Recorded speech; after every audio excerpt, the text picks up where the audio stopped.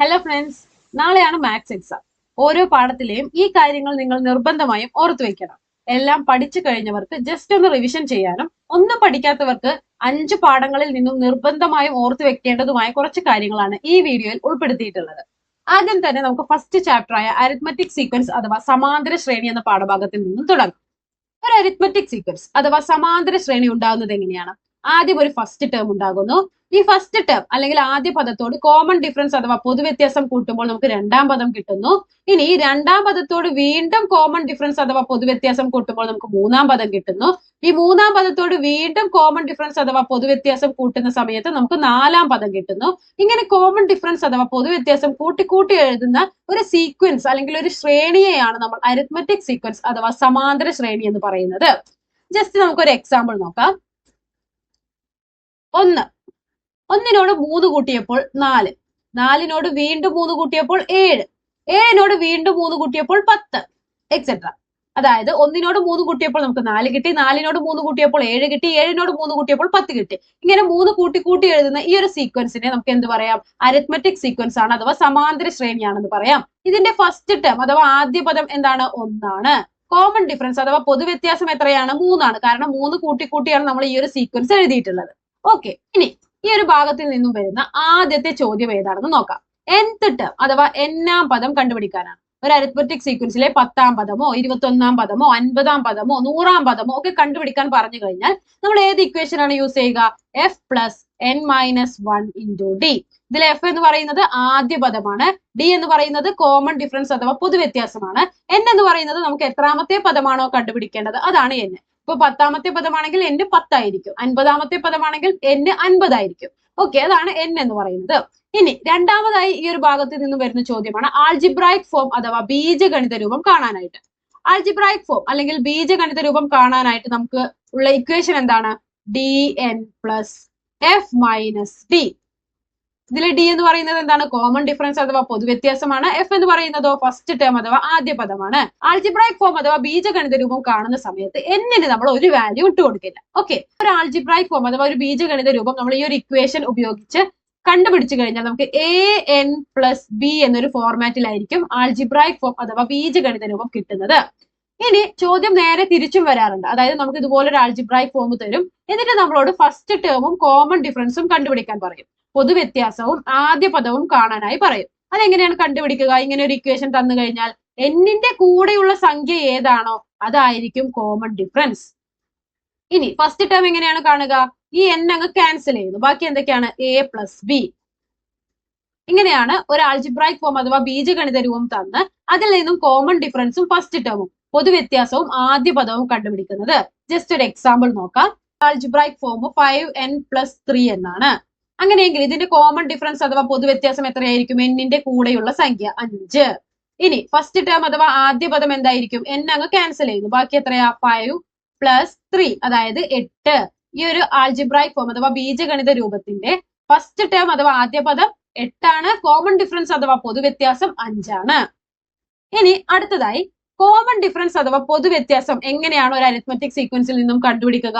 നമുക്കൊരു arithmetic sequence അഥവാ സമാന്തര ശ്രേണി തന്നിട്ടുണ്ടെങ്കിൽ അതിന്റെ സെക്കൻഡ് ടേം അഥവാ രണ്ടാം പദത്തിൽ നിന്നും ഫസ്റ്റ് ടേം ആദ്യ പദം കുറച്ചു കഴിഞ്ഞാൽ നമുക്ക് കോമൺ ഡിഫറൻസ് അഥവാ പൊതുവ്യത്യാസം കിട്ടും.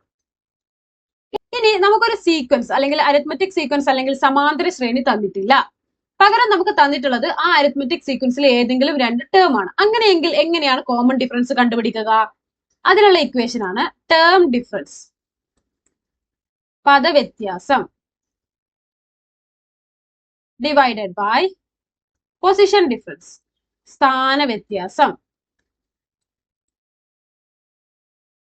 Term difference by position difference അത്യാവശ്യം ഇമ്പോർട്ടന്റ് ആയിട്ടുള്ള ഒരു ഇക്വേഷൻ ആണ്. ഈ ഇക്വേഷൻ ഉപയോഗിച്ച് കോമൺ ഡിഫറൻസ് കണ്ടുപിടിക്കാൻ എപ്പോഴും വരാറുണ്ട്. നമുക്കൊരു എക്സാമ്പിൾ നോക്കാം. അതായത് നമുക്ക് തന്നിരിക്കുകയാണ് ഒരു അരിത്മെറ്റിക് സീക്വൻസിലെ 10-ാം പദം അഥവാ 10th ടേം എന്ന് പറയുന്നത് 40 ആണ്. ഇനി അതേ അരിത്മെറ്റിക് സീക്വൻസിലെ 20-ാം പദം അല്ലെങ്കിൽ 20th ടേം എന്ന് പറയുന്നത് 80 ആണ്. അങ്ങനെയെങ്കിൽ ഈ ഒരു അരിത്മെറ്റിക് സീക്വൻസിലെ കോമൺ ഡിഫറൻസ് നമുക്ക് എങ്ങനെ കാണാം? d equal to term difference. Term difference എന്ന് പറഞ്ഞാൽ പദങ്ങൾ തമ്മിലുള്ള വ്യത്യാസം. ഇവിടെ 80-ഉം 40-ഉം ആണ് പദങ്ങൾ, അപ്പൊ 80 മൈനസ് 40. ഇനി പൊസിഷൻ ഡിഫറൻസ്, ഇവിടെ പൊസിഷൻസ് ഏതൊക്കെയാണ്? 80ന്റെ പൊസിഷൻ 20ആണ്, 80ന്റെ സ്ഥാനം 20ആണ്, 40ന്റെ സ്ഥാനം 10ആണ്. അപ്പൊ നമുക്ക് എന്ത് പറയാം? 80ൽ നിന്നും 40 പോയാൽ 40, 20ൽ നിന്നും 10 പോയാൽ 10, 40 ഡിവൈഡഡ് ബൈ 10 എന്ത് വരും? 4. അതായത് ഈ ഒരു അരിത്മെറ്റിക് സീക്വൻസിന്റെ കോമൺ ഡിഫറൻസ് 4 ആണെന്ന് നമുക്ക് കിട്ടി. അപ്പൊ ഒരു സീക്വൻസ് തന്നിട്ടുണ്ടെങ്കിൽ നമുക്ക് ഈ ഫസ്റ്റ് ഇക്വേഷൻ യൂസ് ചെയ്ത് കോമൺ ഡിഫറൻസ് കണ്ടുപിടിക്കാം. ഇനി ഒരു സീക്വൻസ് തന്നിട്ടില്ല, പകരം നമുക്ക് ആ ഒരു അരിത്മെറ്റിക് സീക്വൻസിലെ 2 ടേമുകളാണ് തന്നിട്ടുള്ളത് എങ്കിൽ നമ്മൾ ഈ ഒരു ഇക്വേഷൻ യൂസ് ചെയ്തിട്ടാണ് കോമൺ ഡിഫറൻസ് കണ്ടുപിടിക്കുക. ഇനി അടുത്തൊരു കാര്യം എന്ന് പറയുന്നത്, ഒരു അരിത്മെറ്റിക് സീക്വൻസിലെ ടേംസ് അഥവാ പദങ്ങളെ അവയുടെ കോമൺ ഡിഫറൻസ് അഥവാ പൊതുവ്യത്യാസം കൊണ്ട് ഹരിക്കുന്ന സമയത്ത് നമുക്ക് റിമൈൻഡർ കിട്ടുന്നത് സെയിം ആയിരിക്കും, അഥവാ ശിഷ്ടം കിട്ടുന്നത് സെയിം ആയിരിക്കും. ഒരു അരിത്മെറ്റിക് സീക്വൻസ്, ആ അരിത്മെറ്റിക് സീക്വൻസിലെ എല്ലാ ടേംസുകളെയും നമ്മൾ അതിന്റെ കോമൺ ഡിഫറൻസ് അഥവാ പൊതുവ്യത്യാസം കൊണ്ട് ഹരിക്കുന്ന സമയത്ത് നമുക്ക് കിട്ടുന്ന റിമൈൻഡേഴ്സ് അഥവാ ശിഷ്ടങ്ങൾ തുല്യമായിരിക്കും. ഈ ഒരു തിയറം നമ്മൾ യൂസ് ചെയ്യുന്നത്, നമുക്കൊരു ടേം തന്നിട്ട് ആ ടേം ഈ അരിത്മെറ്റിക് സീക്വൻസിലെ ആണോ എന്ന് പരിശോധിക്കാൻ പറയുന്ന സമയത്താണ് നമ്മൾ ഈ ഒരു തിയറം യൂസ് ചെയ്യുക. എന്ത് ചെയ്യും? നമുക്ക് തന്നിട്ടുള്ള അരിത്മെറ്റിക് സീക്വൻസിൽ ഏതെങ്കിലും ഒരു ടേമിനെ കോമൺ ഡിഫറൻസ് കൊണ്ട് ഹരിച്ചു നോക്കും. അപ്പൊ നമുക്കൊരു റിമൈൻഡർ കിട്ടുമല്ലോ. ആ റിമൈൻഡർ തന്നെയാണോ നമുക്ക് തന്നിരിക്കുന്ന നമ്പർ, അതായത് ഈ സീക്വൻസിലെ നമ്പർ ആണോ എന്ന് ചോദിച്ച് നമുക്ക് തന്നിരിക്കുന്ന ആ നമ്പറിനെയും കോമൺ ഡിഫറൻസ് കൊണ്ട് ഹരിക്കുമ്പോഴും നമുക്ക് സെയിം റിമൈൻഡർ ആണ് കിട്ടുന്നതെങ്കിൽ നമുക്ക് എന്ത് പറയാം? ഈ നമ്പർ ആ അരിത്മെറ്റിക് സീക്വൻസിലെ നമ്പർ ആണ്. ഇനി സെയിം റിമൈൻഡർ അല്ല കിട്ടുന്നതെങ്കിലോ നമുക്ക് എന്ത് പറയാം? ഇത് ആ അരിത്മെറ്റിക് സീക്വൻസിലെ ഒരു നമ്പർ അല്ലെങ്കിൽ ഒരു ടേം അല്ല എന്ന് പറയാം. ക്ലിയർ ആയില്ലേ? ഇനി ലാസ്റ്റ് വൺ, അരിത്മെറ്റിക് സീക്വൻസ് അഥവാ സമാന്തര ശ്രേണി എന്ന പാഠഭാഗത്തിൽ നിങ്ങൾക്ക് അറിഞ്ഞിരിക്കേണ്ട ലാസ്റ്റ് പോയിന്റ് എന്ന് പറയുന്നത് നമ്പർ ഓഫ് ടേംസ്. ഒരു സീക്വൻസ് നിങ്ങൾക്ക് തന്നിട്ടുണ്ട്, ആ സീക്വൻസിൽ അല്ലെങ്കിൽ ആ അരിത്മെറ്റിക് സീക്വൻസ് അഥവാ സമാന്തര ശ്രേണിയിൽ എത്ര നമ്പർ ഓഫ് ടേംസ് അല്ലെങ്കിൽ എത്ര പദങ്ങൾ ഉണ്ട് എന്ന് ചോദിച്ചു കഴിഞ്ഞാൽ എങ്ങനെയാണ് കാണുക? L-f/d+1. L എന്ന് പറയുന്നത് എന്താണ്? ആ അരിത്മെറ്റിക് സീക്വൻസിലെ ലാസ്റ്റ് ടേം അഥവാ അവസാന പദമാണ്. F എന്ന് പറയുന്നത് ഫസ്റ്റ് ടേം ആദ്യ പദമാണ്. ഡിവൈഡഡ് ബൈ D എന്ന് പറയുന്നത് കോമൺ ഡിഫറൻസ് അഥവാ പൊതുവ്യത്യാസമാണ്. ഇതിനോട് ഒന്ന് കൂട്ടിക്കഴിഞ്ഞാൽ നമുക്ക് എന്ത് കിട്ടും? നമ്പർ ഓഫ് ടേംസ് അഥവാ ആ ഒരു സീക്വൻസിൽ ആ ഒരു ശ്രേണിയിൽ എത്ര പദങ്ങൾ ഉണ്ട് എന്ന് നമുക്ക് കിട്ടും. ക്ലിയർ ആയോ? ഇത്രയും കാര്യങ്ങളാണ് അരിത്മെറ്റിക് സീക്വൻസ് അഥവാ സമാന്തര ശ്രേണി എന്ന പാഠഭാഗത്തിൽ നിങ്ങൾ ഓർത്തിരിക്കേണ്ട കാര്യങ്ങൾ. അടുത്തതായി സർക്കിൾസ് ആൻഡ് ആംഗിൾസ്, വൃത്തങ്ങളും കോണുകളും എന്ന പാഠഭാഗത്തിൽ എന്തൊക്കെയാണ് നമുക്ക് പഠിക്കാനുള്ളത് എന്ന് നോക്കാം. ആദ്യം തന്നെ നമുക്ക് അറിഞ്ഞിരിക്കേണ്ട ഒരു കാര്യം, ഒരു സർക്കിൾ അഥവാ ഒരു വൃത്തത്തിന്റെ രണ്ടറ്റം കൂട്ടിമുട്ടിച്ച് വരയ്ക്കുന്ന വരകളെ നമ്മൾ കോഡ്സ് അഥവാ ഞാണുകൾ എന്നാണ് പറയുക. ഓക്കെ, അപ്പൊ നമുക്ക് ഈ ഫസ്റ്റ് ഫിഗർ നോക്കാം. ഇതിൽ നമുക്ക് ഈ AB എന്ന് പറയുന്ന ഈ ഒരു ലൈനിനെ നമുക്ക് കോഡ് അഥവാ ഞാണായിട്ട് എടുക്കാം. ഓക്കെ, ഈ AB എന്ന കോഡിൽ നിന്നും ഈ വൃത്തത്തിൽ ടച്ച് ചെയ്ത് വന്ന ഒരേ ഡയറക്ഷനിലേക്ക് വന്ന ആംഗിൾസുകളാണ് ഇവ മൂന്നും. ഓക്കെ, അതായത് എന്താണ് ഈ 3 ആംഗിൾസിന്റെ പ്രത്യേകത? AB എന്ന് പറയുന്ന ഈ സെയിം ഞാണിന്റെ രണ്ടറ്റത്ത് നിന്നും സർക്കിളിലേക്ക്, അതായത് സർക്കിളിൽ ടച്ച് ചെയ്ത് വന്നിട്ടുള്ള 3 കോണുകളാണ്. ഓക്കെ, ഈ 3 കോണുകളുടെ പ്രത്യേകത എന്താണ്? ഈ 3 കോണുകളും തുല്യമായിരിക്കും. അതായത് ഈ ഒരു ആംഗിൾ x ഡിഗ്രി ആണെങ്കിൽ ഈ ആംഗിളും x ഡിഗ്രി ആയിരിക്കും, ഈ ആംഗിളും x ഡിഗ്രി ആയിരിക്കും. അതായത് AB എന്ന് പറയുന്ന ഒരു കോഡ് അഥവാ ഒരു ഞാണിന്റെ രണ്ടറ്റത്ത് നിന്നും സർക്കിളിൽ ടച്ച് ചെയ്ത് സെയിം ഡയറക്ഷനിലേക്ക്, ഓക്കെ, സെയിം ഡയറക്ഷനിലേക്ക് വരുന്ന ആംഗിൾസുകൾ തുല്യമായിരിക്കും, കോണുകൾ തുല്യമായിരിക്കും. ഇനി AB എന്ന കോഡിൽ നിന്നും സർക്കിളിന്റെ ഓപ്പോസിറ്റ് സൈഡിലേക്കാണ് വരുന്നതെങ്കിലോ, അതായത് ഈ ഒരു ആംഗിൾ എത്രയായിരിക്കും? 180ൽ നിന്നും മുകളിലെ ആംഗിൾസ് കുറച്ചതായിരിക്കും, 180 - x ഡിഗ്രി ആയിരിക്കും. ക്ലിയർ ആയില്ലേ? അതാണ് നമുക്ക് ആദ്യം പഠിക്കാനുള്ള കാര്യം. ഇനി നമുക്ക് രണ്ടാമത്തെ ഫിഗറിലേക്ക് പോവാം. ഇവിടെ AB എന്ന കോഡ് ഇതാണ്. ഓക്കെ, ഇതാണ് നമ്മൾ AB എന്ന് പറയുന്ന ഞാൻ അഥവാ കോഡായിട്ട് എടുക്കുന്നത്. ഈ കോഡ് പോകുന്നത് സർക്കിളിന്റെ സെന്ററിലൂടെയാണ്. ഓക്കെ, ഇങ്ങനെയുള്ള കോഡ്സിന് അല്ലെങ്കിൽ ഇങ്ങനെയുള്ള ലൈനിനെ നമ്മൾ പറയുന്ന പേരാണ് ഡയമീറ്റർ അഥവാ ഈ വൃത്തത്തിന്റെ വ്യാസമാണ് AB എന്ന് പറയുന്നത്. ഓക്കെ, ഈ ഒരു ഡയമീറ്റർ അഥവാ വ്യാസത്തിന്റെ രണ്ടറ്റത്ത് നിന്നും സർക്കിളിലേക്ക് ടച്ച് ചെയ്ത് വരുന്ന ആംഗിൾസ്, അതല്ലേ ഈ ഒരു ആംഗിളും ഈ ഒരു ആംഗിളും, ഈ രണ്ട് ആംഗിൾസും 90 ഡിഗ്രി ആയിരിക്കും, 90 ഡിഗ്രി ആയിരിക്കും. അതായത് ഒരു ഡയമീറ്ററിൽ നിന്നും സർക്കിളിൽ ടച്ച് ചെയ്ത് വരുന്ന ഏതൊരു ആംഗിളും, അവിടെ ഡയറക്ഷൻ ഒന്നും പ്രശ്നമല്ല, ഏത് ഡയറക്ഷനിലേക്ക് വന്നാലും അത് 90 ഡിഗ്രി ആയിരിക്കും. ഡയമീറ്ററിൽ നിന്നാണോ ആ ഒരു ആംഗിൾ വരുന്നത്, അത് ഉറപ്പായും 90 ഡിഗ്രി ആയിരിക്കും ആ ആംഗിൾ. ഓക്കെ, ഇനി ഈ ഡയമീറ്റർ അഥവാ വ്യാസത്തിൽ നിന്നും വൃത്തത്തിന്റെ ഉള്ളിലാണ് ആംഗിൾ ഉണ്ടാവുന്നതെങ്കിലോ, വൃത്തത്തിൽ ടച്ച് ചെയ്തിട്ടാണെങ്കിൽ അത് 90 ഡിഗ്രി ആയിരിക്കും. ഇനി വൃത്തത്തിന്റെ ഉള്ളിലാണെങ്കിലോ അത് 90 ഡിഗ്രിയേക്കാൾ കൂടുതലായിരിക്കും. 90 ഡിഗ്രിയേക്കാൾ ഗ്രേറ്റർ ദാൻ 90 ഡിഗ്രി ആയിരിക്കും ആ ആംഗിൾ എന്ന് പറയുന്നത്. ഇനി ഈ ഡയമീറ്റർ അഥവാ വ്യാസത്തിൽ നിന്നും വൃത്തത്തിന്റെ പുറത്താണ് ആംഗിൾ ഉണ്ടാവുന്നതെങ്കിലോ അത് 90 ഡിഗ്രിയേക്കാൾ കുറവായിരിക്കും. ഓക്കെ, അപ്പൊ ഒരു ഡയമീറ്ററിൽ നിന്നും വൃത്തത്തിൽ ഉണ്ടാകുന്ന ആംഗിൾസുകൾ 90 ഡിഗ്രി ആയിരിക്കും. വൃത്തത്തിന്റെ ഉള്ളിൽ ഉണ്ടാകുന്ന ആംഗിൾസ് 90 ഡിഗ്രിയേക്കാൾ കൂടുതലായിരിക്കും. വൃത്തത്തിന്റെ പുറത്താണ് ആംഗിൾ ഉണ്ടാകുന്നതെങ്കിൽ അത് 90 ഡിഗ്രിയേക്കാൾ കുറവായിരിക്കും. ഇനി അടുത്തത് മൂന്നാമത്തെ ഫിഗർ. ഇതാണ് ഏറ്റവും ഇമ്പോർട്ടന്റ് ആയിട്ടുള്ള ഒരു ഫിഗർ എന്ന് പറയുന്നത്. അതായത് ഇവിടെ കോഡ് അഥവാ ഞാണായിട്ട് നമ്മൾ എടുക്കുന്നത് ഈ ഒരു ലൈനിനെയാണ്, എ ബി. ഈ എ ബി എന്ന ഈ ഒരു കോഡ് അഥവാ ഞാണിൽ നിന്നും സർക്കിളിന്റെ സെന്ററിലേക്ക് വന്ന ആംഗിൾ ആണ് ഇത്. ഈ ഒരു ആംഗിൾ നമ്മൾ എക്സ് ഡിഗ്രി എന്ന് എടുക്കുകയാണെങ്കിൽ ഇതേ ഞാണിൽ നിന്നും അഥവാ ഇതേ കോഡിൽ നിന്നും ഈ ഒരു ആംഗിളിനെ നമുക്ക് സെൻട്രൽ ആംഗിൾ അഥവാ കേന്ദ്രകോൺ എന്ന് പറയാം. എ ബി എന്ന് പറയുന്ന കോഡ് അഥവാ ഞാണിൽ നിന്നും ഉണ്ടായ സെൻട്രൽ ആംഗിൾ അഥവാ കേന്ദ്രകോൺ എന്ന് പറയാം. ഈ സെൻട്രൽ ആംഗിളിന്റെ സെയിം സൈഡിലേക്ക് വന്ന ഒരു ആംഗിൾ ആണ് ഇത്. സർക്കിളിൽ ടച്ച് ചെയ്ത് വന്ന ഒരു ആംഗിൾ ആണ് ഇത്. ഓക്കെ, എ ബി എന്ന ഈ ഒരു ഞാൻ അഥവാ ഈ ഒരു കോഡിൽ നിന്നും സെൻട്രൽ ആംഗിൾ അഥവാ കേന്ദ്രകോണിന്റെ സെയിം സൈഡിലേക്ക് സർക്കിളിൽ ടച്ച് ചെയ്ത് വന്ന ഒരു ആംഗിൾ ആണ് ഇത്. ഈ ആംഗിൾ എത്രയായിരിക്കും? ഈ സെൻട്രൽ ആംഗിളിന്റെ പകുതിയായിരിക്കും, x/2 ഡിഗ്രി. സെൻട്രൽ ആംഗിളിന്റെ നേരെ മുകളിലാണ് ഈ ഒരു ആംഗിൾ വരുന്നത്. ഇത് എത്രയായിരിക്കും? സെൻട്രൽ ആംഗിളിന്റെ പകുതി അഥവാ കേന്ദ്രകോണിന്റെ പകുതി, x/2 ഡിഗ്രി ആയിരിക്കും. ഇനി സെൻട്രൽ ആംഗിൾ അഥവാ കേന്ദ്രകോണിന്റെ ഓപ്പോസിറ്റ് സൈഡിലേക്ക് വൃത്തത്തിലേക്ക് വരുന്ന ഈ ഒരു ആംഗിൾ എത്രയായിരിക്കും? അങ്ങനെയാണെങ്കിൽ 180 മൈനസ് x/2 ഡിഗ്രി ആയിരിക്കും. ഇവിടെ എങ്ങനെയാണ് 180 മൈനസ് x/2 ഡിഗ്രി വന്നത്? ഈ ഫസ്റ്റ് ഫിഗറിൽ നമ്മൾ പറയുന്നുണ്ട് ഒരു കോഡിൽ നിന്നും വൃത്തത്തിന്റെ ഒരു ഡയറക്ഷനിലേക്ക് വന്ന ആംഗിൾ എക്സ് ഡിഗ്രി ആണെങ്കിൽ അതിന്റെ ഓപ്പോസിറ്റ് ഡയറക്ഷനിലേക്ക് വൃത്തത്തിൽ ടച്ച് ചെയ്ത് വരുന്ന ആംഗിൾ എന്ന് പറയുന്നത് 180 മൈനസ് എക്സ് ഡിഗ്രി ആയിരിക്കും. അതായത് ഈ ആംഗിൾ എത്രയാണോ അതിനെ 180 നിന്നും കുറച്ചതായിരിക്കും. ഇവിടെ എ ബി എന്ന് പറയുന്ന കോഡിൽ നിന്ന് വൃത്തത്തിന്റെ ഒരു സൈഡിലേക്ക് വരുന്ന ആംഗിൾ ആണ് x/2 ഡിഗ്രി. അപ്പൊ വൃത്തത്തിന്റെ ഓപ്പോസിറ്റ് സൈഡിലേക്ക് വൃത്തത്തെ ടച്ച് ചെയ്ത് വരുന്ന ആംഗിൾ എത്രയായിരിക്കും? 180 നിന്നും ഈ ഒരു ആംഗിൾ കുറച്ചതായിരിക്കും. അങ്ങനെയാണ് ഇവിടെ 180 മൈനസ് x/2 ഡിഗ്രി വന്നത്. ഓക്കെ, അപ്പൊ ഈ ഒരു ഫിഗർ വളരെ ഇമ്പോർട്ടന്റ് ആണ്. ഈ ഒരു റിലേഷൻസ് നിങ്ങൾ എന്ത് ചെയ്യണം? ഓർത്ത് വെക്കണം. കാരണം കേന്ദ്രകോൺ എക്സ് ഡിഗ്രി ആണെങ്കിൽ കേന്ദ്രകോണിന്റെ അതേ സൈഡിൽ വരുന്ന ആംഗിൾ x/2 ഡിഗ്രി ആയിരിക്കും. കേന്ദ്രകോണിന്റെ ഓപ്പോസിറ്റ് വരുന്ന ആംഗിൾ 180 മൈനസ് x/2 ഡിഗ്രി ആയിരിക്കും. അപ്പൊ ഇതിൽ ഈ മൂന്നെണ്ണത്തിൽ ഏതെങ്കിലും ഒരു ആംഗിൾ ആയിരിക്കും നിങ്ങൾക്ക് തരിക. ഇതിന്റെ ബാക്കിയുള്ള 2 ആംഗിൾസ് കണ്ടുപിടിക്കാനാണ് വരിക. ഓക്കെ, അപ്പൊ അതുപോലത്തെ കുറെ ചോദ്യങ്ങളൊക്കെ നമ്മൾ ചാനലിൽ ഓൾറെഡി അപ്ലോഡ് ചെയ്തിട്ടുണ്ട്. നിങ്ങൾക്ക് എന്ത് ചെയ്യാം? അത് ആവശ്യമെങ്കിൽ ഞാൻ ഇവിടെ മുകളിൽ ലിങ്ക് കൊടുക്കാം. Okay, arithmetic sequence and algebra, സമാന്തര ശ്രേണിയും ബീജഗണിതവും. അരിത്മെറ്റിക് സീക്വൻസ് എന്ന പാഠഭാഗത്തിൽ എന്താണ് അരിത്മെറ്റിക് സീക്വൻസ് അഥവാ സമാന്തര ശ്രേണി എന്നും ഫസ്റ്റ് ടേം, കോമൺ ഡിഫറൻസ് ഇവയൊക്കെ എന്താണെന്ന് നമ്മൾ പഠിച്ചു. ഈ ഒരു പാഠത്തിൽ നമുക്ക് ചോദിക്കുന്ന ഒരു ചോദ്യം എന്ന് പറയുന്നത് സം അഥവാ തുക കണ്ടുപിടിക്കാനാണ്.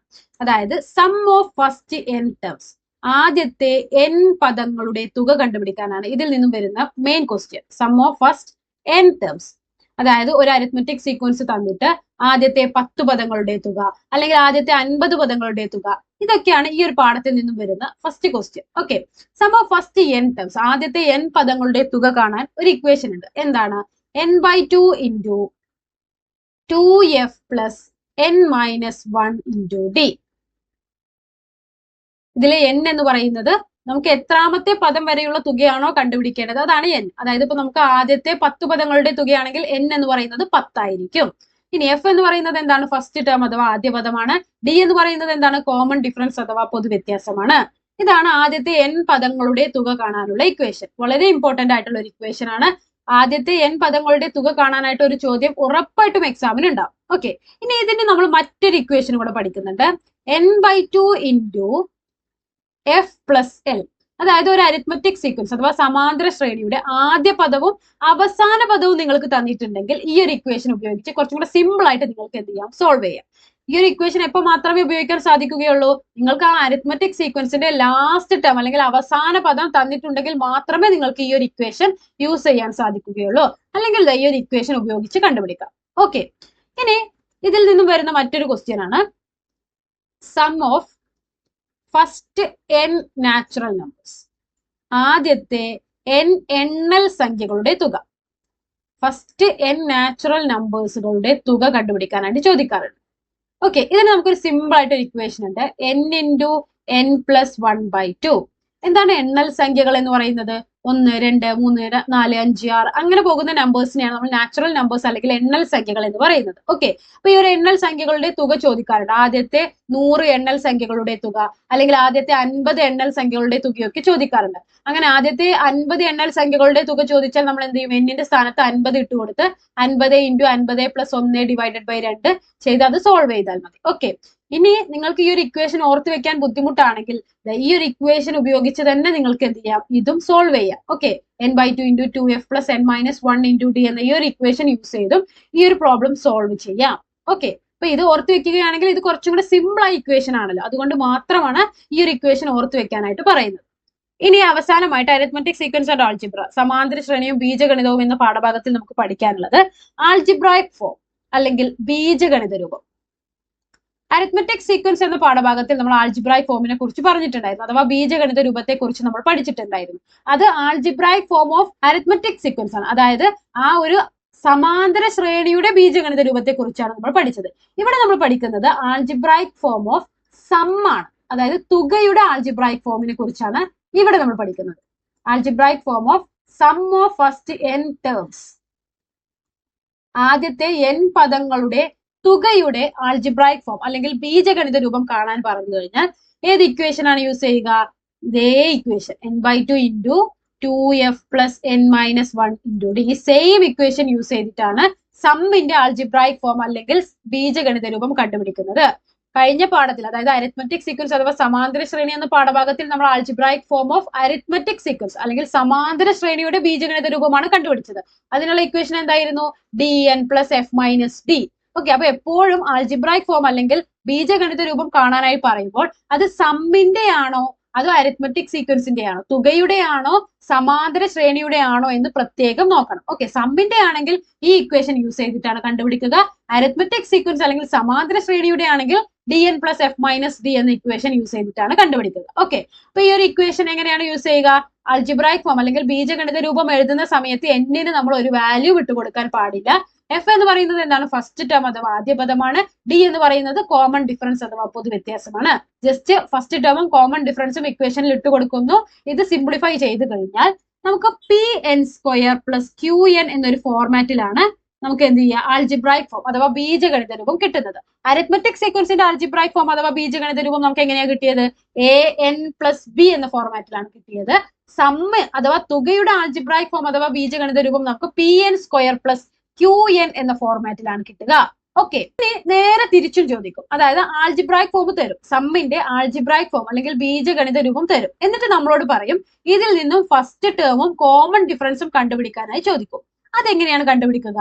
അതിനും നമുക്കൊരു സിമ്പിൾ ആയിട്ടുള്ള ഒരു ട്രിക്ക് ഉണ്ട്. അതായത് ഇവിടെ n² കൂടെയുള്ള നമ്പറിനെയാണ് നമ്മൾ p എന്ന് പറയുന്നത്. ഈ p എന്ന് പറയുന്നത് എന്താണെന്ന് അറിയോ? കോമൺ ഡിഫറൻസിന്റെ പകുതിയാണ്. ഓക്കെ, ഇനി n-ന്റെ കൂടെയുള്ള നമ്പറിനെയാണ് നമ്മൾ q എന്ന് പറയുന്നത്. ഈ q എന്ന് പറയുന്നത് എന്താണ്? ഫസ്റ്റ് ടേമിൽ നിന്നും കോമൺ ഡിഫറൻസിന്റെ പകുതി കുറച്ചതാണ്, ആദ്യ പദത്തിൽ നിന്നും പൊതുവ്യത്യാസത്തിന്റെ പകുതി കുറച്ചതാണ്. ഓക്കെ, അപ്പൊ n² കൂടെയുള്ള നമ്പർ എന്ന് പറയുന്നത് എന്താണ്? കോമൺ ഡിഫറൻസിന്റെ പകുതിയാണ്. n-ന്റെ കൂടെയുള്ള നമ്പർ എന്ന് പറയുന്നത് ഫസ്റ്റ് ടേമിൽ നിന്നും കോമൺ ഡിഫറൻസിന്റെ പകുതി കുറച്ചതാണ്. അപ്പൊ ഈ ഒരു ഇക്വേഷൻസ് യൂസ് ചെയ്ത് നമുക്ക് എന്ത് ചെയ്യാം? ഈ pn² + qn എന്നൊരു ആൾജിബ്രായിക് ഫോം അല്ലെങ്കിൽ ബീജഗണിത രൂപം തന്നു കഴിഞ്ഞാൽ അതിൽ നിന്നും കോമൺ ഡിഫറൻസും ഫസ്റ്റ് ടേമും കണ്ടുപിടിക്കാം. അതെങ്ങനെയാണെന്ന് നമുക്കൊരു എക്സാമ്പിൾ ഉപയോഗിച്ച് നോക്കാം. നമുക്കൊരു ആൾജിബ്രായിക് ഫോം അഥവാ ഒരു ബീജഗണിത രൂപം തന്നിട്ടുണ്ട് 3n² + 5. ഓക്കെ, ഇങ്ങനെ ഒരു ആൾജിബ്രായിക് ഫോം അഥവാ ബീജഗണിത രൂപം തന്നിട്ട് നമ്മളോട് ചോദിക്കുകയാണ് ഇതിൽ നിന്നും ഈ ഒരു അരിത്മെറ്റിക് സീക്വൻസിന്റെ ഫസ്റ്റ് ടേമും കോമൺ ഡിഫറൻസും ആദ്യ പദവും പൊതുവ്യത്യാസവും കണ്ടുപിടിക്കാൻ പറഞ്ഞാൽ നമ്മൾ എങ്ങനെയാണ് ചെയ്യുക? നമുക്കറിയാം ഈ n² കൂടെയുള്ള നമ്പർ p എന്ന് പറയുന്നത് എന്താണ്? 3 ആണ്. p എന്ന് പറയുന്നത് എന്താണെന്ന് നമുക്കറിയാം. എന്താണ്? കോമൺ ഡിഫറൻസിന്റെ പകുതിയാണ്. d/2 = 3. ഇതിൽ നിന്ന് നമുക്ക് d കണ്ടുപിടിച്ചൂടെ? d എന്ന് പറയുന്നത് ഈ 2 ഹരണം 2 ഈ സൈഡിലേക്ക് പോയാൽ എന്താവും? ഗുണനം 2 ആവും. 3 × 2 എത്രയാ? 6. അതായത് ഈ ഒരു അരിത്മെറ്റിക് സീക്വൻസിന്റെ കോമൺ ഡിഫറൻസ് അഥവാ പൊതുവ്യത്യാസം എത്രയാണ്? 6 ആണ്. ഇനി അതുപോലെ ഫസ്റ്റ് ടേം എങ്ങനെ കണ്ടുപിടിക്കാം? നമുക്കറിയാം n-ന്റെ കൂടെയുള്ള നമ്പർ 5 ആണ്, അതായത് q എന്ന് പറയുന്നത് 5 ആണ്. q എന്ന് പറയുന്നത് എന്താണ്? ഫസ്റ്റ് ടേം അഥവാ ആദ്യ പദത്തിൽ നിന്നും കോമൺ ഡിഫറൻസിന്റെ പകുതി കുറച്ചതാണ്. ഓക്കെ, ഇനി f - d നമുക്ക് എന്താണെന്ന് ഓൾറെഡി കിട്ടിയിട്ടുണ്ട്. 6/2 = 5. f - 6ന്റെ പകുതി എത്രയാ? 3 = 5. എഫ് ഈക്വൽ ടു 5, ഈ -3 ഈ സൈഡിലേക്ക് വന്നാൽ +3, 5 3 കൂട്ടിയാൽ എത്രയാണ് 8. അതായത് ഇങ്ങനെ ഒരു ആൾജിബ്രായിക് ഫോം അഥവാ ബീജഗണിത രൂപം നമുക്ക് കിട്ടിക്കഴിഞ്ഞാൽ ഇതിന്റെ ഫസ്റ്റ് ടേം അഥവാ ആദ്യ പദം 8 കോമൺ ഡിഫറൻസ് 6.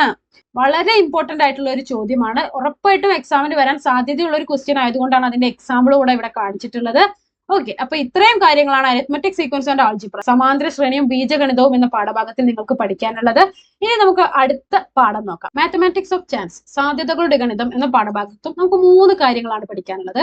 അതിൽ ആദ്യത്തേത് എങ്ങനെയാണ് ഒരു പ്രോബബിലിറ്റി അല്ലെങ്കിൽ സാധ്യത കണ്ടുപിടിക്കുക. Probability equal to number of favourable events, അനുകൂലമായ സംഭവങ്ങളുടെ എണ്ണം. Number of favourable events divided by total number of events, ആകെയുള്ള സംഭവങ്ങളുടെ എണ്ണം. ഇതുപയോഗിച്ച് നമുക്കൊരു സിമ്പിൾ എക്സാമ്പിൾ നോക്കാം. അതായത് ഒരു ബോക്സിൽ 3 റെഡ് ബോളും 7 ബ്ലാക്ക് ബോളും ഉണ്ട്. അങ്ങനെയെങ്കിൽ ഈ ഒരു ബോക്സിൽ നിന്നും ഒരു റെഡ് ബോൾ എടുക്കാനുള്ള സാധ്യതയാണ് നമ്മളോട് ചോദിച്ചിട്ടുള്ളത്. അപ്പൊ നമ്മൾ അതിനെങ്ങനെ എഴുതും? Probability of getting A red ball, ഒരു ചുവന്ന പന്ത് എടുക്കാനുള്ള സാധ്യത. ഇക്വേഷൻ എന്തായിരിക്കും? നമ്പർ ഓഫ്, ഇവിടെ ഫേവറബിൾ ഇവന്റ് അല്ലെങ്കിൽ അനുകൂല സംഭവം എന്താണ്? റെഡ് ബോൾ എടുക്കാനുള്ള സാധ്യതയാണല്ലോ നമുക്ക് കണ്ടുപിടിക്കേണ്ടത്. അപ്പൊ റെഡ് ബോൾ ആണ് ഇവിടുത്തെ ഫേവറബിൾ ഇവന്റ്. അപ്പൊ നമുക്ക് എങ്ങനെ എഴുതാം? Number of red ball divided by total number of events. ഇവിടെ എത്രയാണ്? ആകെയുള്ള ബോളുകളുടെ എണ്ണം. അപ്പൊ ടോട്ടൽ ബോൾസ്. ഓക്കെ, അപ്പൊ ഈ ഒരു ഇക്വേഷൻ പ്രകാരം നമ്മൾ എങ്ങനെ എഴുതി? നമ്പർ ഓഫ് ഫേവറബിൾ ഇവന്റ്സ് എന്ന സ്ഥാനത്ത് നമ്പർ ഓഫ് റെഡ് ബോൾസ് എന്ന് എഴുതി. കാരണം നമുക്ക് ഇവിടെ റെഡ് ബോൾ എടുക്കാനുള്ള സാധ്യതയാണ് കണ്ടുപിടിക്കേണ്ടത്. ഇനി ടോട്ടൽ നമ്പർ ഓഫ് ഇവന്റ്സ് എന്നുള്ള ഭാഗത്ത് നമ്മൾ എന്ത് ചെയ്തു? ടോട്ടൽ നമ്പർ ഓഫ് ബോൾസ്, ആകെയുള്ള ബോളുകളുടെ എണ്ണം. ഇനി ഇവിടെ ഈ ഒരു ബോക്സിൽ എത്ര നമ്പർ ഓഫ് റെഡ് ബോൾസ് ഉണ്ട്? 3. ടോട്ടൽ എത്ര ബോൾസ് ഉണ്ട്? 3ഉം 7ഉം കൂട്ടിക്കഴിഞ്ഞാൽ 10. അപ്പൊ നമുക്ക് എന്ത് കിട്ടി? റെഡ് ബോൾ എടുക്കാനുള്ള സാധ്യത 3/10. അടുത്തത് ജിയോമെട്രിക് പ്രോബബിലിറ്റി, ജാമിതീയ സാധ്യത. ഒരു ഫിഗർ ഒക്കെ തന്നിട്ട് അതിൽ നിന്നും പ്രോബബിലിറ്റി കണ്ടുപിടിക്കാനായിട്ട് ചോദ്യങ്ങൾ വരാറുണ്ട്. ഈ ചോദ്യങ്ങൾ ഈ ജാമിതീയ സാധ്യത അല്ലെങ്കിൽ ജിയോമെട്രിക് പ്രോബബിലിറ്റി എന്ന ഈ ഒരു ടോപ്പിക്കിന്റെ കീഴിൽ വരുന്ന ചോദ്യങ്ങളാണ്. ജിയോമെട്രിക് പ്രോബബിലിറ്റി കാണാനുള്ള ഇക്വേഷൻ എന്താണ്? ഏരിയ ഓഫ് ഫേവറബിൾ സ്പേസ്, അനുകൂലമായ സ്ഥലത്തെ പരപ്പളവ്. Area of favourable space divided by total area, ആകെയുള്ള പരപ്പളവ്. ഇതാണ് ജിയോമെട്രിക് പ്രോബബിലിറ്റി അല്ലെങ്കിൽ ജാമിതീയ സാധ്യത കാണാനുള്ള ഇക്വേഷൻ. ഇനി ഇത് ഉപയോഗിച്ച് നമുക്കൊരു സിമ്പിൾ എക്സാമ്പിൾ നോക്കി നോക്കാം. അപ്പൊ നിങ്ങൾക്ക് കുറച്ചും കൂടെ ക്ലിയർ ആവും. നമുക്കൊരു സ്ക്വയർ അല്ലെങ്കിൽ ഒരു സമചതുരം തന്നിട്ടുണ്ട്. ഈ സമചതുരത്തിന്റെ 4 വശവും ടച്ച് ചെയ്തുകൊണ്ട് ഒരു സർക്കിൾ അല്ലെങ്കിൽ ഒരു വൃത്തം തന്നിട്ടുണ്ട്. ഇതാണ് സർക്കിളിന്റെ സെന്റർ. സമചതുരത്തിന്റെ ലെങ്ത് 10 സെന്റിമീറ്റർ ആണ്. അപ്പൊ 4 വശവും 10 സെന്റിമീറ്റർ ആയിരിക്കും. കാരണം എന്താണ്? ഇതൊരു സ്ക്വയർ ആണ് അഥവാ ഒരു സമചതുരമാണ്. ഇനി നമ്മളോടുള്ള ചോദ്യം, നോക്കാതെ ഒരു കുത്തിട്ട് കഴിഞ്ഞാൽ അത് ഈ സർക്കിളിന്റെ ഉള്ളിൽ വന്ന് വീഴാനുള്ള സാധ്യതയാണ് നമ്മളോടുള്ള ചോദ്യം. ഓക്കെ, അപ്പൊ നമ്മൾ അത് എങ്ങനെയാണ് കണ്ടുപിടിക്കുക? പ്രോബബിലിറ്റി അഥവാ സാധ്യത എന്ന് പറയുന്നത് പ്രോബബിലിറ്റി ഈക്വൽ ടു, ആദ്യം തന്നെ നമുക്ക് ഇക്വേഷൻ എഴുതണം. ഇക്വേഷൻ അത് ഏരിയ ഓഫ് ഫേവറബിൾ സ്പേസ് ആണ്. ഏരിയ ഓഫ് ഫേവറബിൾ സ്പേസ്, ഇവിടെ ഫേവറബിൾ സ്പേസ് എന്താണ്? ഇവിടെ സർക്കിളിന്റെ ഉള്ളിൽ കുത്തു വീഴാനുള്ള സാധ്യതയാണ് നമുക്ക് കണ്ടുപിടിക്കേണ്ടത്. അതുകൊണ്ട് ഫേവറബിൾ സ്പേസ് അല്ലെങ്കിൽ അനുകൂലമായ സ്ഥലം എന്ന് പറയുന്നത് സർക്കിൾ അഥവാ വൃത്തമാണ്. അപ്പൊ നമുക്ക് ഏരിയ ഓഫ് ഫേവറബിൾ സ്പേസ് എന്നതിന് പകരം നമുക്ക് എങ്ങനെ എഴുതാം? ഏരിയ ഓഫ് സർക്കിൾ, വൃത്തത്തിന്റെ പരപ്പളവ് ഡിവൈഡഡ് ബൈ ടോട്ടൽ ഏരിയ എന്ന് പറയുന്നത് ഈ ഒരു ഫിഗറിന്റെ ആകെയുള്ള പരപ്പളവ്. ഈ ഒരു ഫിഗർ എന്ന് പറയുന്നത് എന്താണ്? സ്ക്വയർ ആണ്. ഇപ്പൊ സമചതുരം അല്ലെങ്കിൽ സ്ക്വയറിന്റെ പരപ്പളവ്, ഏരിയ ഓഫ് സ്ക്വയർ. അപ്പൊ ആദ്യം തന്നെ നമ്മൾ എന്ത് ചെയ്യണം? ഇക്വേഷൻ ഈ ഒരു രീതിയിലേക്ക് എഴുതണം. ഫേവറബിൾ സ്പേസ് ഏതാണോ അല്ലെങ്കിൽ ഷെയ്ഡഡ് റീജിയനിൽ കുത്തു വീഴാനുള്ള സാധ്യത ഇങ്ങനെയൊക്കെയാണ് തന്നിട്ടുണ്ടാവുക. അപ്പൊ ആ ഷെയ്ഡഡ് റീജിയൻ എന്ന് പറയുന്നത് ഏതാണോ അതാണ് നമ്മൾ ആദ്യം എഴുതുന്നത്. ഫേവറബിൾ സ്പേസ് എന്ന സ്ഥാനത്ത് ആ ഒരു ഷെയ്ഡഡ് റീജിയൻ ആണ് എഴുതുക. അപ്പൊ ഇവിടെ നമ്മൾക്ക് കണ്ടുപിടിക്കേണ്ടത് സർക്കിളിന്റെ ഉള്ളിൽ കുത്തു വീഴാനുള്ള സാധ്യതയാണ്. അതുകൊണ്ട് നമ്മൾ എന്ത് എഴുതി? ഫേവറബിൾ സ്പേസ് എന്നുള്ളിടത്ത് സർക്കിൾ അല്ലെങ്കിൽ വൃത്തം എന്ന് എഴുതുന്നു. ഏരിയ ഓഫ് ടോട്ടൽ ഏരിയ എന്നുള്ള സ്ഥലത്ത് നമ്മൾ എന്ത് എഴുതുന്നു? ഈ ഒരു ഫിഗറിന്റെ ടോട്ടൽ ഏരിയ എന്ന് പറയുന്നത്, ഈ ഒരു ഫിഗർ എന്ന് പറയുന്നത് എന്താണ്? സ്ക്വയർ ആണ്, സമചതുരമാണ്. അപ്പൊ നമ്മൾ എന്ത് എഴുതുന്നു? ഏരിയ ഓഫ് സ്ക്വയർ എന്ന് എഴുതുന്നു. ഇനി നമുക്ക് ഈ ഒരു സർക്കിളിന്റെ ഏരിയ മുകളിലും സ്ക്വയറിന്റെ ഏരിയ അടിയിലും എഴുതണം. സർക്കിളിന്റെ ഏരിയ കാണാനുള്ള ഇക്വേഷൻ എന്താണ്? Pi R square. ആർ എന്ന് പറയുന്നത് റേഡിയസ് അഥവാ ആരമാണ്. ഓക്കെ, അപ്പൊ ഇവിടെ നമുക്ക് റേഡിയസ് എങ്ങനെ കണ്ടുപിടിക്കാം? നമുക്കറിയാം ഈ ഒരു സ്ക്വയറിന്റെ കംപ്ലീറ്റ് ലെങ്ത് 10 സെന്റിമീറ്റർ ആണ്. അതായത് ഈ ഫുൾ ലെങ്ത് എത്രയാണ്? 10 സെന്റിമീറ്റർ ആണ്. അങ്ങനെയെങ്കിൽ ഈ പകുതി എത്ര വരും? 5 സെന്റിമീറ്റർ. അതായത് നമുക്ക് ഈ ഒരു സർക്കിളിന്റെ റേഡിയസ് അഥവാ ആരം കിട്ടി എത്രയാണ്? 5 സെന്റിമീറ്റർ. അപ്പൊ നമുക്ക് എങ്ങനെ എഴുതാം? പൈ ഇൻറ്റു ആർ സ്ക്വയർ എന്നുള്ള സ്ഥാനത്ത് 5 സ്ക്വയർ. ഇനി ഏരിയ ഓഫ് സ്ക്വയർ, ഒരു സമചതുരത്തിന്റെ ഏരിയ അല്ലെങ്കിൽ പരപ്പളവ് കാണാനുള്ള ഇക്വേഷൻ എന്താ? Length square. ഇവിടെ ലെങ്ത് എത്രയാണ് അല്ലെങ്കിൽ നീളം എത്രയാണ്? 10 ആണ്. 10 സ്ക്വയർ. ഇനി 5ന്റെ സ്ക്വയർ എത്ര? 25. പൈ ഇൻറ്റു 25 എന്ത് വന്നു? 25 പൈ ഡിവൈഡഡ് ബൈ 10ന്റെ സ്ക്വയർ എത്രയാണ്? 100. 25 ബൈ 100 എന്ന് വേണമെങ്കിൽ നിങ്ങൾക്ക് എഴുതാം. അല്ലെങ്കിൽ ഇതിനെ സിംപ്ലിഫൈ ചെയ്ത് 25 ബൈ 100 എന്ത് വരും? 1/4 വരും. അപ്പൊ പൈ ബൈ 4 എന്ന് സിംപ്ലിഫൈ ചെയ്തിട്ടും എഴുതാം. ഓക്കെ, 25 പൈ ബൈ 100 എന്ന് എഴുതിയാൽ തന്നെ ഉത്തരം കിട്ടിക്കഴിഞ്ഞു. പൈ ബൈ 4 എന്ന് നിങ്ങൾക്ക് സിംപ്ലിഫൈ ചെയ്ത് എഴുതാം. ഓക്കെ, അപ്പൊ നമുക്ക് എന്ത് കിട്ടി? ജിയോമെട്രിക് പ്രോബബിലിറ്റി അല്ലെങ്കിൽ ഈ സർക്കിളിന്റെ ഉള്ളിൽ കുത്തു വീഴാനുള്ള സാധ്യത പൈ ബൈ 4 ആണ് കിട്ടി. ഇതാണ് ജിയോമെട്രിക് പ്രോബബിലിറ്റി. ഇനി നമുക്ക് മൂന്നാമതായിട്ട് പ്രോബബിലിറ്റി ഓഫ് പെയർസ്, ജോഡികൾ തമ്മിലുള്ള സാധ്യത.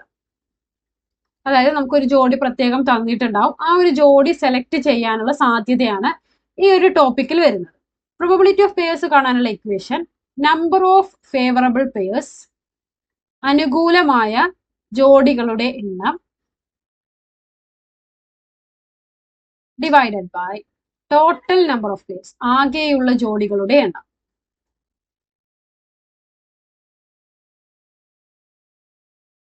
ഓക്കെ, മാത്തമാറ്റിക്സ് ഓഫ് ചാൻസ്, സാധ്യതകളുടെ ഗണിതം എന്ന പാഠഭാഗത്തിൽ ഏറ്റവും കൂടുതൽ ടഫ് ക്വസ്റ്റ്യൻസ് വരുന്നത് ഈ ഒരു ടോപ്പിക്കിലാണ്.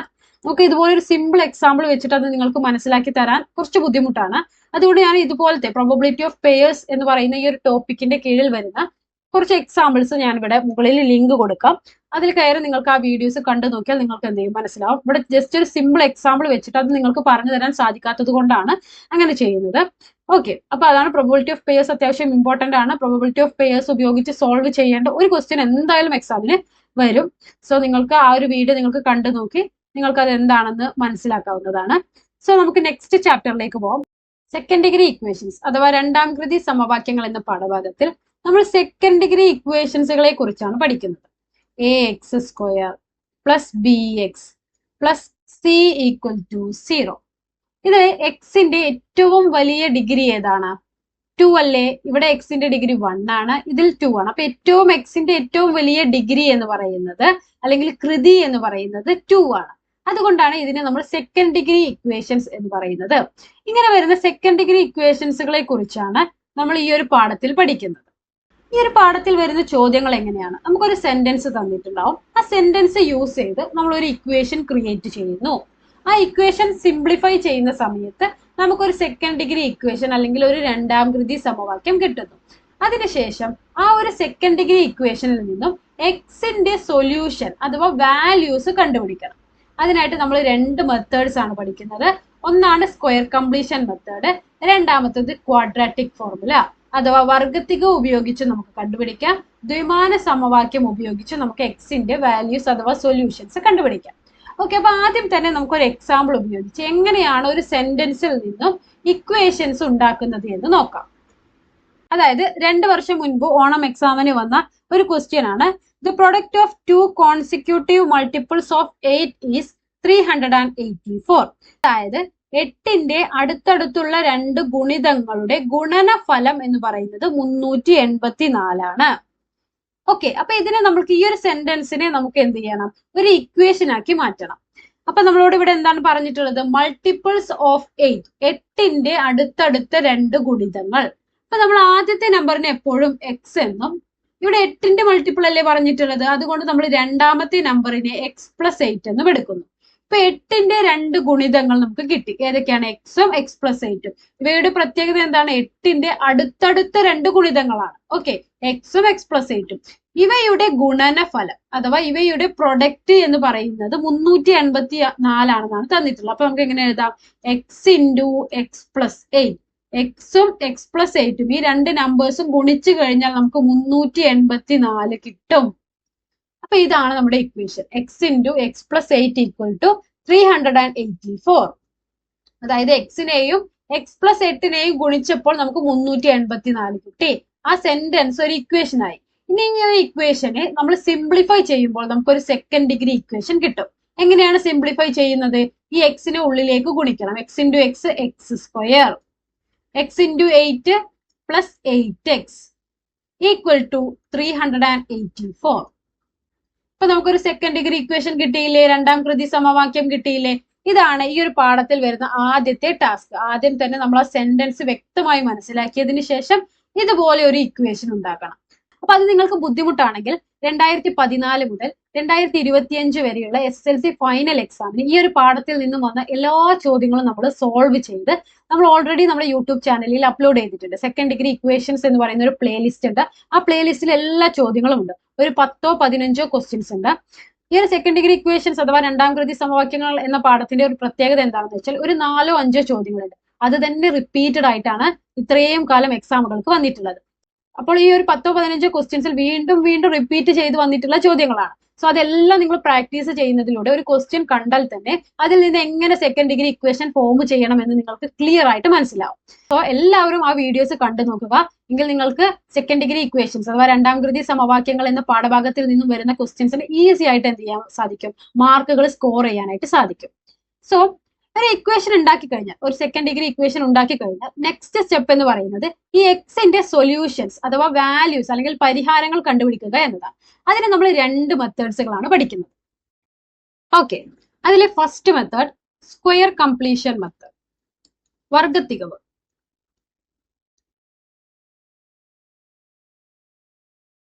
Square completion method. രണ്ടാമത്തെ മെത്തേഡ് യൂസിംഗ് ക്വാഡ്രാറ്റിക് ഫോർമുല, ദ്വിമാന സമവാക്യം ഉപയോഗിച്ച്.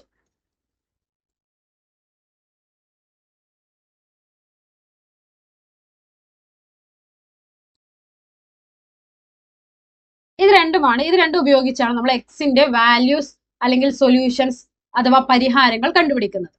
നമ്മുടെ സെക്കൻഡ് ഡിഗ്രി ഇക്വേഷൻ, അതായത് നമ്മൾ സെന്റൻസിൽ നിന്നും ഫോം ചെയ്ത second degree equation x square plus bx equal to c, ഈ ഒരു ഫോർമാറ്റിലാണ് വന്നിട്ടുള്ളത് എങ്കിൽ, അതായത് എക്സ് സ്ക്വയറിന്റെ കോഎഫിഷ്യന്റ് 1 ആയിരിക്കും. അതായത് എക്സ് സ്ക്വയറിന്റെ കൂടെയുള്ള നമ്പർ 1 ആയിരിക്കും. കോൺസ്റ്റന്റ് വാല്യൂ ആ നമ്പർ ഇക്വേഷന്റെ വലതുഭാഗത്തായിരിക്കും. ഇങ്ങനെയാണ് ഇക്വേഷൻ എങ്കിൽ നമ്മൾ സ്ക്വയർ കംപ്ലീഷൻ മെത്തേഡ് അഥവാ വർഗത്തികവ് ഉപയോഗിച്ചാണ് എക്സിന്റെ വാല്യൂസ് അല്ലെങ്കിൽ പരിഹാരങ്ങൾ കണ്ടുപിടിക്കുന്നത്.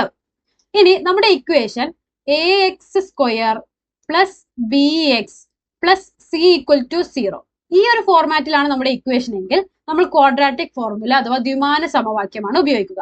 ഈ ഇക്വേഷന്റെ പ്രത്യേകത എന്താണ്? എക്സ് സ്ക്വയറിന്റെ കൂടെ ഒരു നമ്പർ ഉണ്ടാകും. അതുപോലെ തന്നെ കോൺസ്റ്റന്റ് വാല്യൂ ഇക്വേഷന്റെ വലതുഭാഗത്തായിരിക്കും. ഇവിടെ മെയിൻ ആയിട്ട് നോക്കേണ്ടത് ഇത്രയേ ഉള്ളൂ. എക്സ് സ്ക്വയറിന്റെ കോഎഫിഷ്യന്റ് 1 ആണെങ്കിൽ സ്ക്വയർ കംപ്ലീഷൻ മെത്തേഡ് യൂസ് ചെയ്യുന്നു. എക്സ് സ്ക്വയറിന്റെ കോഎഫിഷ്യന്റ് എന്ന് പറയുന്നത് 1 അല്ലാത്ത മറ്റേതെങ്കിലും നമ്പർ ആണെങ്കിൽ നമ്മൾ ക്വാഡ്രാറ്റിക് ഫോർമുല അഥവാ ദ്വിമാന സമവാക്യം ഉപയോഗിക്കുന്നു. ഓക്കെ, ഇനി സ്ക്വയർ കംപ്ലീഷൻ മെത്തേഡ് ഉപയോഗിച്ച് എക്സിന്റെ വാല്യൂ കാണാനായിട്ട് ഒരു സിമ്പിൾ ഇക്വേഷൻ നമ്മൾ പഠിക്കുന്നുണ്ട്. X equal to plus or minus root of c plus b square by 4 minus b by 2. സാധാരണ സ്ക്വയർ കംപ്ലീഷൻ മെത്തേഡ് എന്ന് പറയുന്നത് ഒരു 4 to 5 സ്റ്റെപ്സ് ഒക്കെ യൂസ് ചെയ്തിട്ടാണ് നമ്മൾ സോൾവ് ചെയ്യുന്നത്. അതിന്റെ ഒന്നും ആവശ്യമില്ല. ഈ ഒരു ഫോർമുല ഉപയോഗിച്ച് നിങ്ങൾക്ക് എന്ത് ചെയ്യാം? എക്സിന്റെ വാല്യൂ വളരെ സിമ്പിൾ ആയിട്ട് കണ്ടുപിടിക്കാം. എന്താണ് formula? X equal to plus or minus root of c plus b square by 4 minus b by 2. ഇതിലെ ബി എന്ന് പറയുന്നത് എക്സിന്റെ കൂടെയുള്ള നമ്പർ ആണ്. സി എന്ന് പറയുന്നത് ഇക്വേഷന്റെ വലതുഭാഗത്തുള്ള കോൺസ്റ്റന്റ് വാല്യൂ ആണ്. ഇനി ക്വാഡ്രാറ്റിക് ഫോർമുല ഉപയോഗിച്ച് എങ്ങനെയാണ് എക്സിന്റെ വാല്യൂ കാണുന്നത്? X equal to minus b plus or minus root of b square minus 4ac whole divided by 2a. ഇവിടെ a എന്ന് പറയുന്നത് എക്സ് സ്ക്വയറിന്റെ കൂടെയുള്ള നമ്പർ ആണ്. ബി എന്ന് പറയുന്നത് എക്സിന്റെ കൂടെയുള്ള നമ്പർ ആണ്. സി എന്ന് പറയുന്നത് ആ ഒരു കോൺസ്റ്റന്റ് വാല്യൂ ആണ്. ഓക്കെ, അപ്പൊ എ ബി സിന്റെ സ്ഥാനത്ത് കറക്റ്റ് വാല്യൂ ഇട്ട് കൊടുക്കുന്നു, എക്സിന്റെ വാല്യൂ കണ്ടുപിടിക്കുന്നു. ഓക്കെ, ഇങ്ങനെയാണ് രണ്ട് മെത്തേഡ്സും യൂസ് ചെയ്യുന്നത്. ഇതിൽ സ്ക്വയർ കംപ്ലീഷൻ മെത്തേഡ് ഉപയോഗിക്കാനായിട്ട് എപ്പോഴും അത് കൂടുതലും സ്ക്വയർ കംപ്ലീഷൻ മെത്തേഡ് ഉപയോഗിക്കാനായിട്ട് ശ്രദ്ധിക്കുക. കാരണം അത് നമുക്ക് കുറച്ചും കൂടെ ആ ഒരു ഫോർമുല നമുക്ക് കുറച്ചും കൂടെ ഈസിയാണ്. ക്വാഡ്രാറ്റിക് ഫോർമുല കുറച്ചും കൂടെ എന്താണ് കോംപ്ലിക്കേറ്റഡ് ആയിട്ടുള്ള ഒരു ഫോർമുലയാണ്. ഓക്കെ, നിങ്ങൾക്ക് ഏത് ഉപയോഗിച്ച് വേണമെങ്കിലും ABC എന്നതിന്റെ വാല്യൂ അറിയുമെങ്കിൽ നിങ്ങൾക്ക് ഏത് ഉപയോഗിച്ച് വേണമെങ്കിലും സോൾവ് ചെയ്യാം.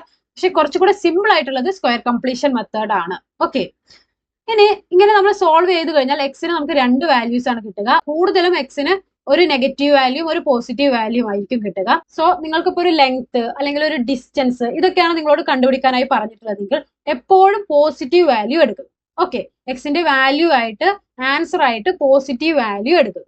ഓക്കെ, ക്ലിയർ ആയില്ലേ? അപ്പൊ ഇത്രയും കാര്യങ്ങളാണ് നമുക്ക് 5 പാഠങ്ങളിൽ നിന്നും പഠിക്കാനായിട്ടുള്ളത്.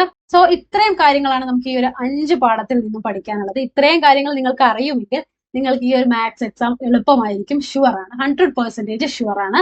സോ നിങ്ങൾക്ക് ഈ ഒരു വീഡിയോ ഉപകാരപ്രദമായെങ്കിൽ കമന്റ് ചെയ്യാൻ മറക്കരുത്. നിങ്ങളുടെ ഓരോ കമന്റും നമുക്ക് അത്രയും ഹാപ്പിനെസ് ആണ്. സോ നിങ്ങൾ കമന്റ് ചെയ്യാൻ മറക്കരുത്. കൂടുതൽ SSLC റിലേറ്റഡ് വീഡിയോസിനായി നമ്മുടെ ചാനൽ സബ്സ്ക്രൈബ് ചെയ്യാനും മറക്കരുത്. അത് മാത്രമല്ല, നമ്മൾ ഒരു പേഴ്സണലൈസ്ഡ് ട്യൂഷൻ കൂടെ അറേഞ്ച് ചെയ്തിട്ടുണ്ട്. നിങ്ങൾക്ക് താല്പര്യമുണ്ടെങ്കിൽ ശനി ഞായർ ദിവസങ്ങളിലാണ് നമ്മൾ ട്യൂഷൻ കൊടുക്കുന്നത്. നിങ്ങൾക്ക് ജസ്റ്റ് കുറച്ച് ഡൗട്ടുകൾ മാത്രമായിരിക്കും ഉണ്ടാവും. കുറച്ച് ഡൗട്ടുകൾ ക്ലിയർ ചെയ്യുക എന്നത് മാത്രമായിരിക്കും ഉദ്ദേശം. സോ നിങ്ങൾക്ക് ഒരു മണിക്കൂർ ക്ലാസ്സിൽ നിങ്ങൾക്ക് എന്ത് ചെയ്യാം, നിങ്ങളുടെ ഡൗട്ടുകൾ എല്ലാം നമ്മൾ ക്ലിയർ ചെയ്ത് തരുന്നതായിരിക്കും. ഒരു മണിക്കൂർ ക്ലാസ്സിന് ഒരു കുട്ടിക്കാണെങ്കിൽ 500 രൂപയാണ്. നിങ്ങൾ ഒരു ഫ്രണ്ട്സ് ഗ്യാങ് ഒക്കെ ആയിട്ട് ഒരു 5-10 കുട്ടികളാണെങ്കിൽ നിങ്ങൾക്ക് ഓരോ കുട്ടികൾക്ക് വീതം 200 രൂപയുമാണ് നമ്മൾ ചാർജ് ചെയ്യുന്നത്. നിങ്ങൾക്ക് ആവശ്യമെങ്കിൽ നമ്മുടെ വാട്സപ്പ് നമ്പർ താഴെ ഞാൻ വാട്സപ്പ് നമ്പർ കൊടുത്തിട്ടുണ്ട്. ആ വാട്സപ്പ് നമ്പറിൽ നിങ്ങൾക്ക് എന്ത് ചെയ്യാം, കോൺടാക്ട് ചെയ്യാം. So stay tune for next video. Thank you.